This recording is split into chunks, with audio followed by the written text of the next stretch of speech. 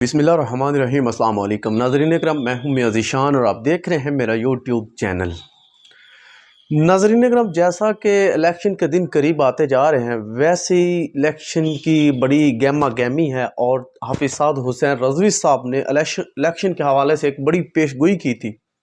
जो 2 दिन पहले पेशगोई की थी और 2 दिन के बाद वो पेशगोई साबित हुई। ਅੱਜ ਹੁਕਮਰਾਨ ਆਏ ਨੇ ਖੁਦ ਚੱਲ ਕੇ ਆ ਗਏ ਹਾਂ ਸਵਾਲ ਜੀ ਸਰ ਜੀ ਤੁਸੀਂ ਸਰ ਜੀ ਦਾ ਮੈਂ ਕਹਿਣਾ ਨਹੀਂ ਖਤਮੇ ਨਬੂਵਤ ਤੇ ਡਾਕਾ ਮਾਰਿਆ ਕਿਸ ਵਜੂਹਾਤ ਤੋਂ ਮਾਰਿਆ 12000 ਸ਼ੈਲ ਮਾਰੇ ਫੈਜ਼ਾਬਾਦ ਕਿਸ ਵਜੂਹਾਤ ਗਵਾਜ਼ੀ ਮੁਮਤਾਜ਼ ਹੁਸੈਨ ਰਹਿਮਤੁल्लाह ਨੂੰ ਫਾਂਸੀ ਦਿੱਤੀ ਕਿਸ ਵਜੂਹਾਤ ਚ ਦਿੱਤੀ ਉਹ ਦੱਸੋ ਜਰਾ ਔਰ ਰਿਕਾਰਡਿੰਗ ਕਰੋ ਜੀ ਭਾਈਆਂ ਖਲੋਇਓ ਸਲਾਮ ਪਹਿਲੇ عوام بعد جتے نالے جناب تہاڈا منشور کی ہے تہاڈی پارٹی دا منشور کی ہے میں دس سکدے کھلویا یار جیسا کہ علامہ خادم سے رضوی صاحب نے بھی بڑی پیشگوئی اپنی جانب سے پہلے اپنی تقریروں میں بڑی پیشگوئیاں کی تھی عمران خان کے حوالے سے اور بالخصوص تحریک انصاف کے تمام رہنماؤں کے حوالے سے، جو آج پیشگوئیاں ثابت ہو رہی ہیں۔ پی ٹی آئی کے ایک چھوٹے کارکن سے لے کے بڑے رہنما تک ذلیل و رسوا ہو رہا ہے۔ علامہ خادم سے رضوی صاحب کی آپ کو کہیں تقریریں ملیں گی جس پر علامہ خادم سے رضوی صاحب نے فرمایا تھا کہ یا اللہ انہوں نے چن لے، انہوں نے کلیاں کلیاں کر کے ذلیل کرنا۔ آج دیکھ لیں آپ عمران خان سے لے کر ان کے ایک نیچے سے کارکن تک کس طرح ذلیل ہو رہا ہے اور کس طرح دہائیاں لے رہے ہیں، اور عوام سے اور قوم سے مطالبہ کر رہا ہے کہ ہمیں الیکشن میں حصہ لینے دیا جائے، ہم بھی پاکستان کے رہنے والے ہیں، ہمارے سفید بالوں کا حیا نہیں کیا جا رہا، ہمیں جیلوں میں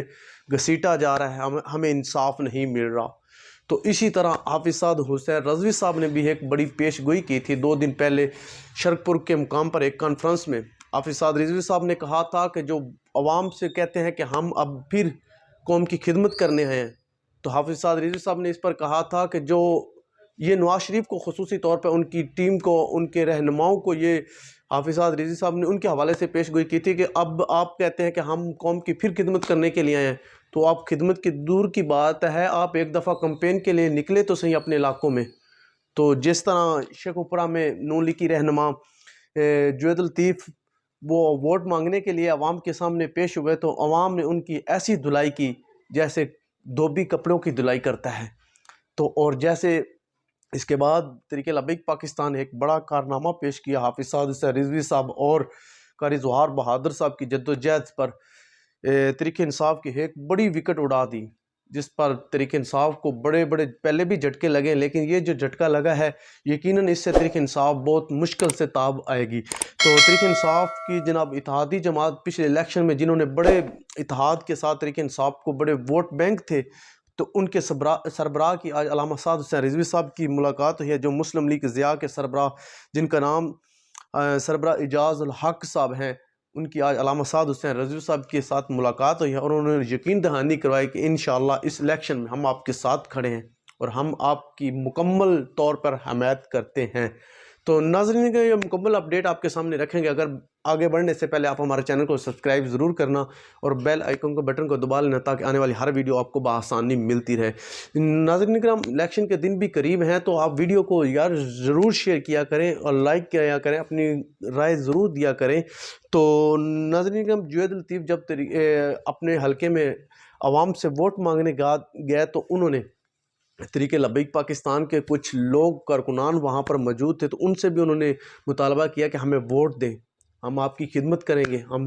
70 سال سے آپ دیکھ رہے ہیں ہم نے ملک پاکستان کو کیسے لوٹا ہے، اس دفعہ بھی ہمیں لوٹنے دیں۔ تو اس پر جو عوام وہاں پہ تحریک لبیک کا پاکستان کے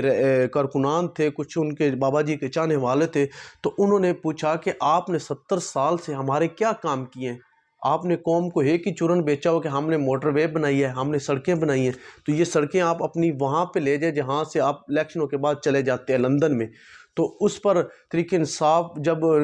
وہ نون لیگ کی رہنما جوید الطیف نے آگے سے تھوڑا سا اپنی سخت زبان استعمال کی تو تحریک لبیک پاکستان کے کارکنان اور کچھ اور بھی وہاں کے جو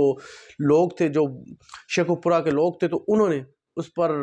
جوید الطیف صاحب کی اچھی طرح دھلائی کی اور اپنی جان بچاتے ہوئے وہاں سے بھاگ نکلے۔ اگر موٹر سائیکل وہاں پر موجود نہ ہوتا تو یقیناً جوید الطیف وہاں سے سلامت